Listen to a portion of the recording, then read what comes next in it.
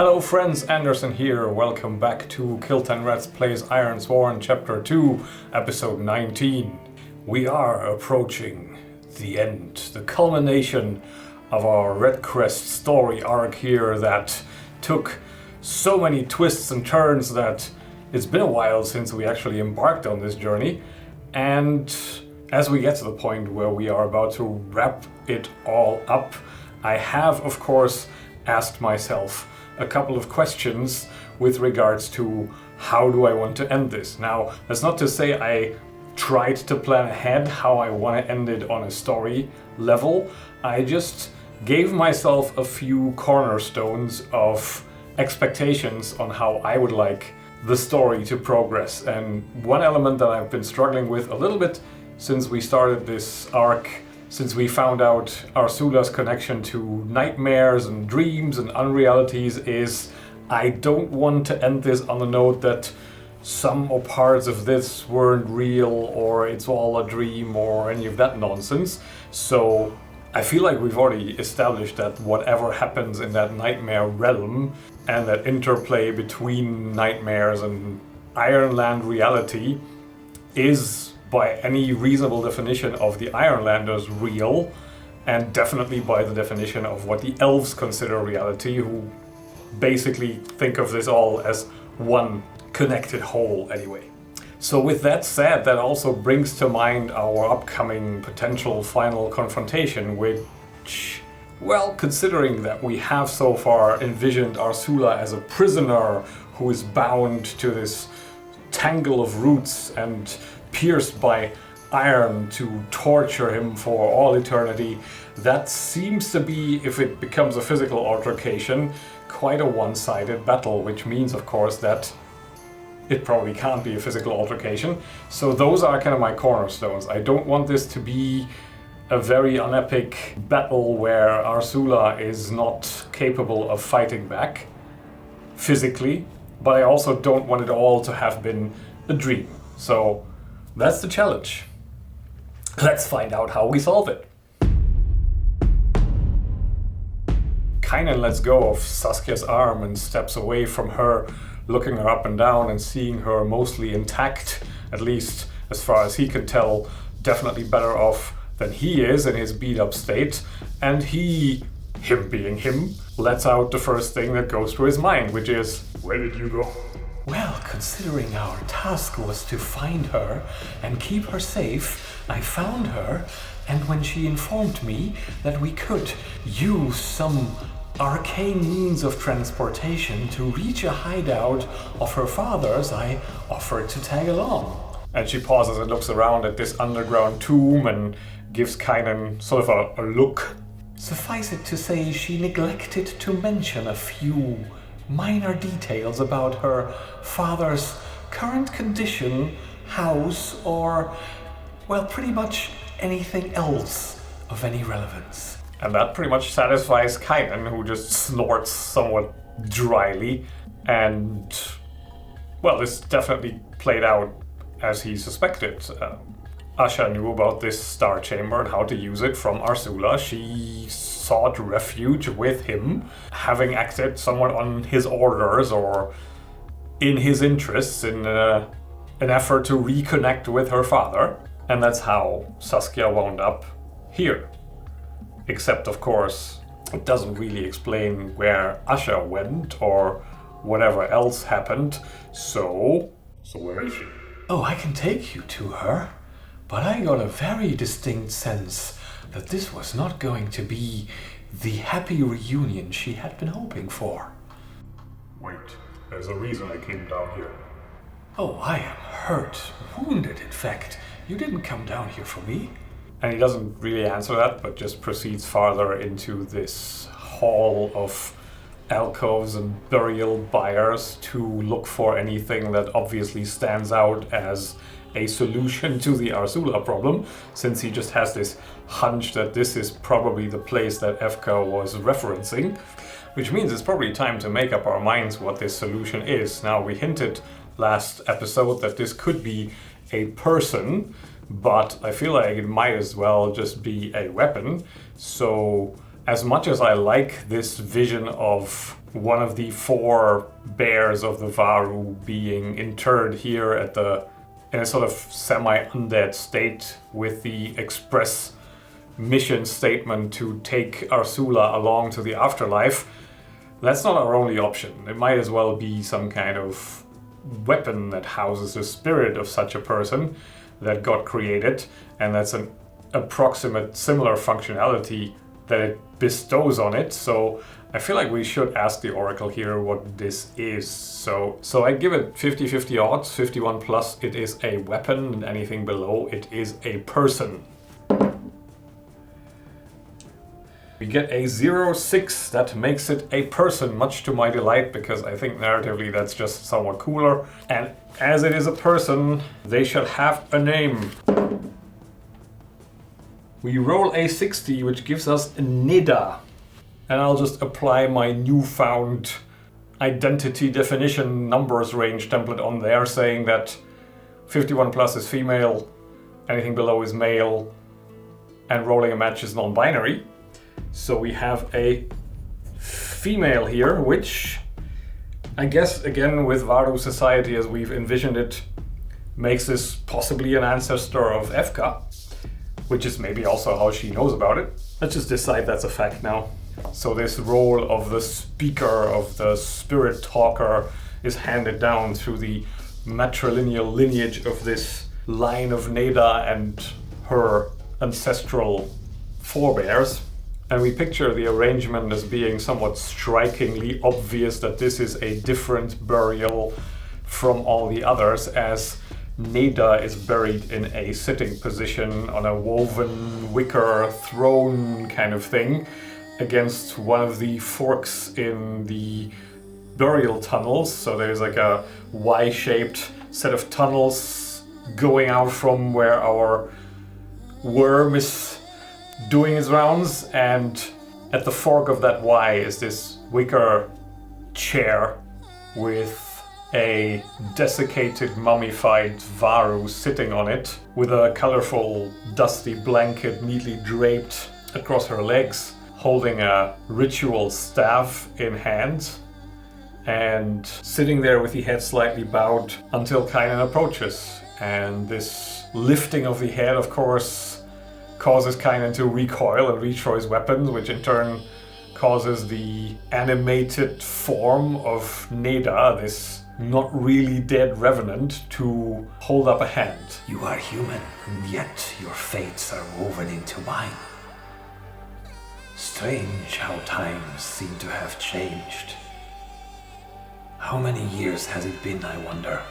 And Saskia catches up with Kynan and peers over his shoulder at this now slowly rising corpse, and there's something of a dawning of realization and resignation in Kynan's expression now, as he realizes that this is about to get a bit more mystical than he had anticipated, because he initially just thought like, okay, there's the extreme club of Ursula brainage stored away down here somewhere, and he can just pick that up and, you know, beat them over the head with it, and then it's done. But obviously there is some mumbo-jumbitude to all of this, and, well, he doesn't have to like it to make use of it, so he just acknowledges Neda with a nod and expects her to somewhat continue.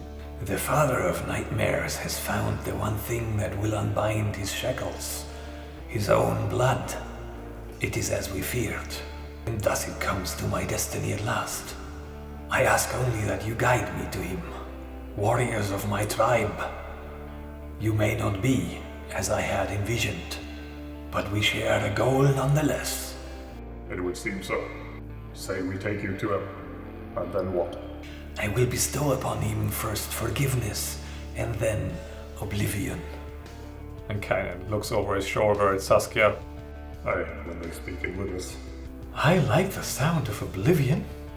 And they leave it at that and start, well, escorting Neda out, which practically results in Neda walking ahead because she will know the way, and Kynan and Saskia falling in line behind her.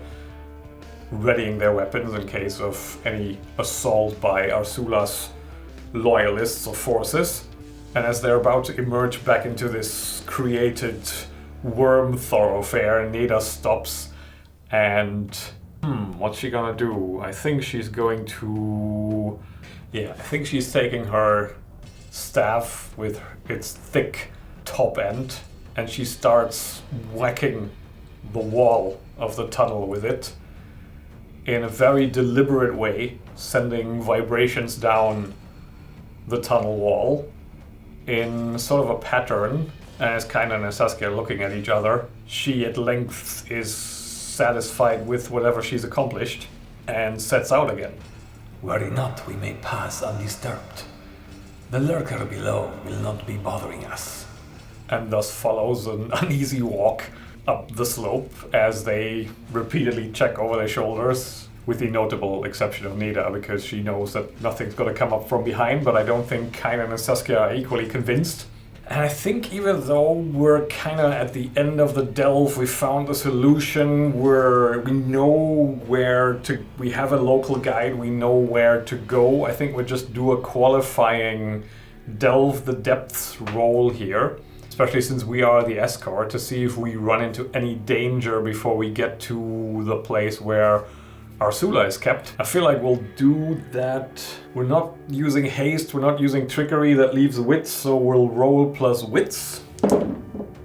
And that is a strong hit because we roll a 6. And we actually, I think, don't resolve anything further. No finding an opportunity, just to effectively simulate that we've now reached the end of the line. We've reached the hall of roots and tangles in which Arsula is imprisoned, and this is where the fun begins, I guess. So we'll have to pretty much take it from here. We already know what to envision, so now we need to find some way of turning this into our final confrontation. We also need to figure out what the state of Asha currently is. We assume, since we haven't really run a clock on our vow here or anything, we have arrived at a point in time where Asha is still savable. So I guess we can ask the Oracle maybe a couple of questions regarding Asha's fate, which is she unharmed? I think that's not very likely, actually. I think whatever happened already had some time to be happening, so only on a 76 or greater will Asha be completely unharmed.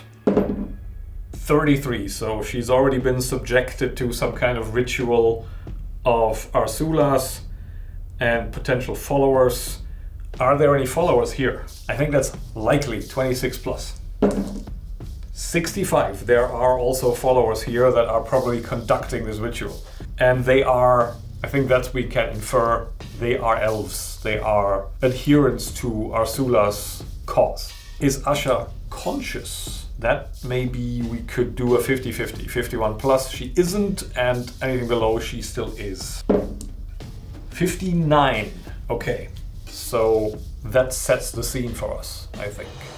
As Kynan and Saskia follow Neda, they eventually reach a part of this tunnel network that has stairs stamped from the ground into it to cover a very steep descent, at which point Saskia will make the remark, "Brace yourself, we're getting close."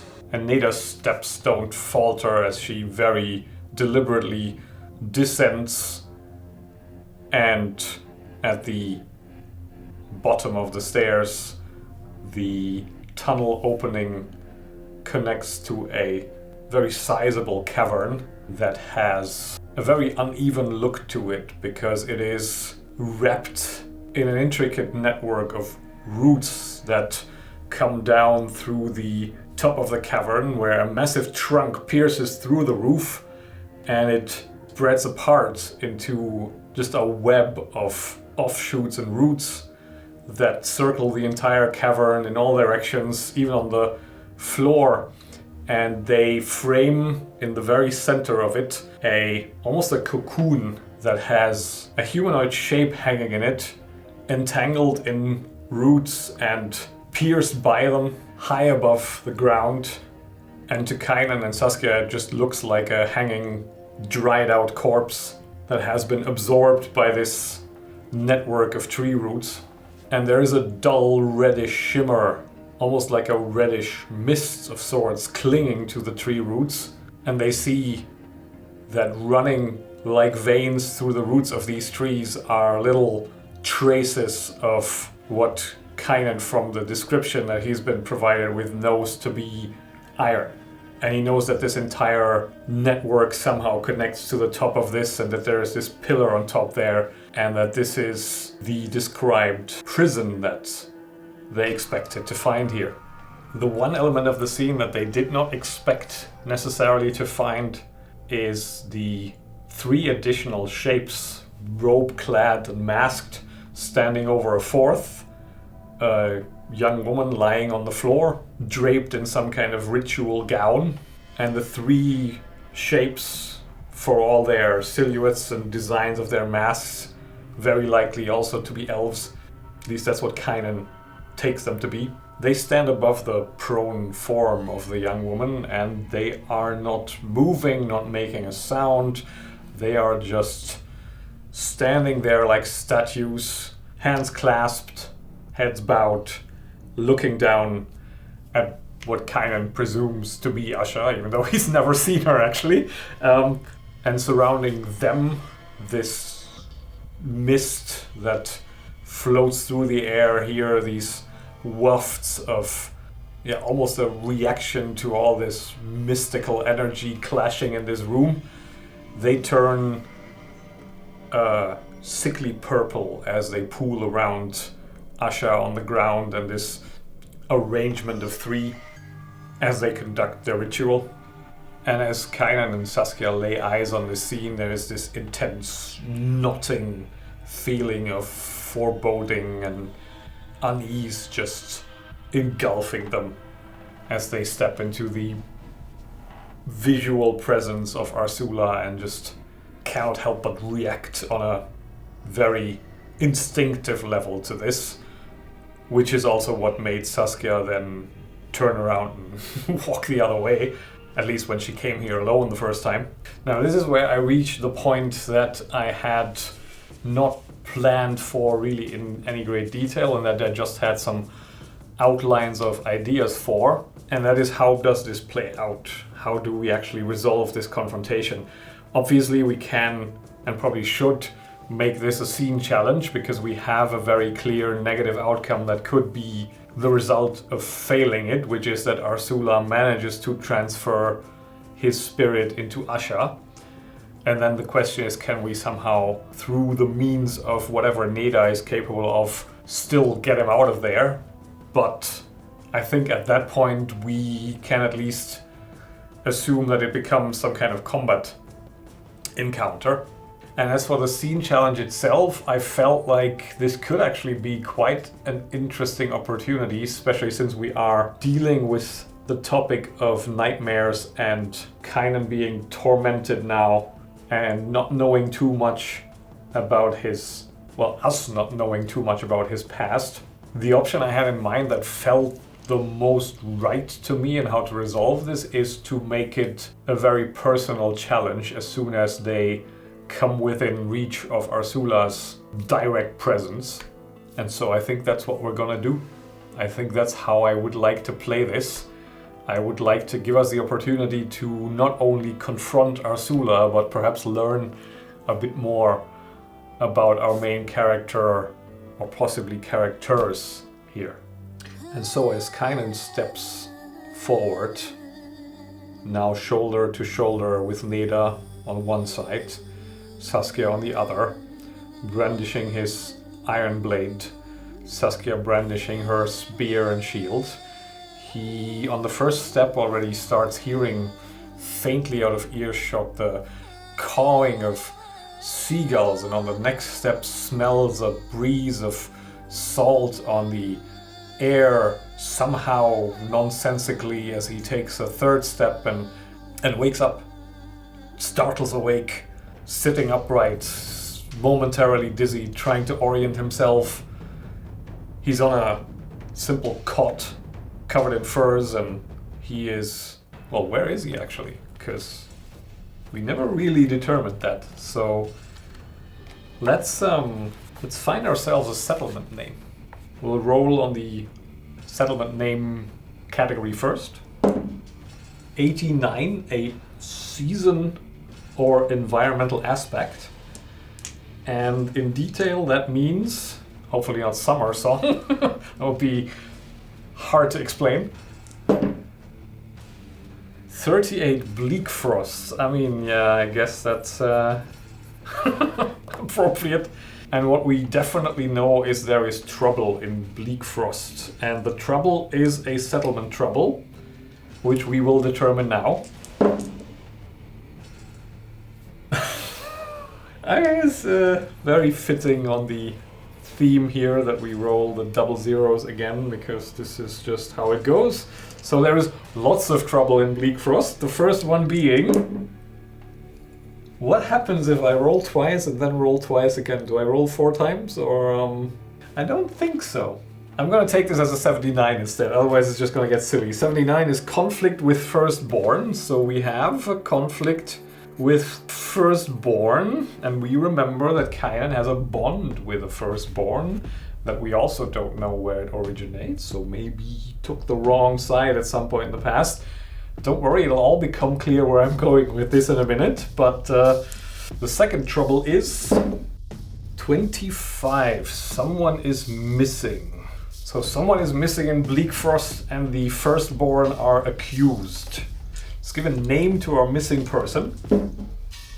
61. That is Aaron or Rana. Okay, Rana, not Aaron. Rana is missing. Rana is a she based on the pattern, which I will occasionally mix up so it doesn't get completely predictable. So as Kynan sits up in this hut, this large hut, family hut in bleak frost, he wakes up with a horrible feeling of foreboding and this impending sense of dread and doom. He knows that the fire is burned down and no one else of the family is in the house, which is unusual. So he quickly dresses himself, shaking off the cobwebs of that strange dream he just had, where he was somehow underground, traipsing around some tunnel and something about elves, and it brings to mind that there is trouble with elves now, somehow. Because Rana is missing, it hits him like a jolt of fear, another punch in the gut, and that sense of dread and doom just intensifies, and he rushes out of the hut and sees the circle of houses on the coast, on the rocky coast in the west of the Ironlands, right at the edge of the sea. And around that iron pillar at the center of the village, all the villagers are gathered, and there is a loud dispute and an argument going on. Voices, heated voices exchanging oaths and accusations. And as he steps out of the house and lays eyes on his extended family and friends and compatriots, the people that he's been around and grown up with, he gets the sense that they're arguing about him. And he has this knot in his gut that he feels like as soon as they become aware that he's now entered the scene, something bad will happen. And as if to confirm it, he hears somebody shout out, "There he is!" And everybody just turns and looks at him. This entire village of people gathered there in the morning snow falls silent and stares at him as he stands there, feeling the weight of the stares on him just as he becomes aware that he sees all these familiar faces in... And this is where his thoughts get all jumbled up, because he thinks this is how they all looked 20 years ago, but then he remembers, no, this is what they look like now, of course, because I'm here now, and so he is in his youth again, in the village of his origin. At least that's where he is now. And maybe we can roll action and theme to see what they will now accuse him of. Because they are going to accuse him of something. 74, hide. They accuse him of hiding something. 25, love. They accuse him of hiding love. Oh. Wow, in that sense it's actually kind of spooky that we landed on exactly the same row of names that Aaron is in, but spooky dice are kind of nothing new for this now. So as the entire village rounds on him and glowers at him, one of the elders steps forward and points an accusing finger. Out with it now, boy. Seize your lies and tell us the whereabouts of your sister, and we may merely banish you. It is no use lying anymore. You have been seen conspiring with them. So where did they take her? Did you sell her to them? And that sense of doom unfolds into abject terror as Kynan realizes that the villagers have just enough information to misinterpret the entire situation in a way that is almost irredeemable, because he is merely helping his sister hide her love for Hulata, this elf that she somehow ended up connecting with. And this is where I'd like to start a scene challenge called Escape the Nightmare. And this will basically take us from scene to scene of whatever played out here, as Kynan was banished from Bleakfrost for covering for his sister, who I think the villagers now still suspect has been abducted by the Firstborn instead of joining them voluntarily for some reason that we'll still have to figure out. And I think his first instinct now is to just run away. As he stands there, the terror getting too big to contain, and he just wants to flee, even though he has barely any clothes, no supplies, nothing. He just wants to run away. So I think the first phase danger we're gonna do is with, well, edge, I guess, since we do it with speed. I'm kind of on the fence what difficulty stick to this. I initially instinctively gave it a dangerous one, but this is also kind of a final boss battle, for lack of a better word. Although maybe, I think I'll leave it at dangerous because this is just phase 1 of the fight. So we first have to beat this dangerous scene challenge, and then we'll take it from there, because I have a few other ideas on how I want to like potentially progress this towards where we actually stand in front of Arsula. So we're rolling with edge to face danger. And we miss. That means we have 1 on the countdown track already. And it also means that we envision a scene where Kynan whirls around and starts towards the gap between the houses, but there are people behind him. He hasn't noticed them as he steps out, and he runs into the grinning faces of the older brothers of one of his friends, who just kind of wrap their arms around him and wrestle him to the ground and churn him on his stomach to bind his hands, and then roughly rip him up again from the floor. And we pay a price. I think this is mostly a spirit challenge, so we're gonna deduct ourselves 2 spirit, since we're on a dangerous challenge here, and we endure stress. That went a little better. We endure stress, so we can trade a momentum for a point of spirit, getting us back up to 2 and 4 momentum. And Kynan must have lost consciousness somewhere along the way as they threw him on the ground, because as they haul him back up from the floor, he is still dangling, his hands bound, gripped by the 2 brothers, and he is in the hall, in the great hall of the village before the village chief, and he just sees this shadowy figure, faceless, of the village chief. He can't remember what they looked like, and the glare of 2 open fire pit next to the throne makes it very hard to see this penetrate this shadow. And all around him is this murmur of accusing voices, and he can feel his terror rising again as he finds himself in this impossible situation of now having to explain to the village chief what happened between Rana and Hulata and why he is involved. And the chief leans forward, revealing a very drawn, haggard face of an old man looking somewhat amused. Well, Kynan, would you like to tell these fine people what you have been up to in the middle of the night? And Kynan has this sense of vertigo of recognizing man as Kaladas, and something in him tells him like Kaladas never was the head of my village. And he splutters, "What are you doing here?" We all have our roles to play, Kynan. And that's where we pick it up next time. Thank you very much for watching. I'll catch you then, and bye for now.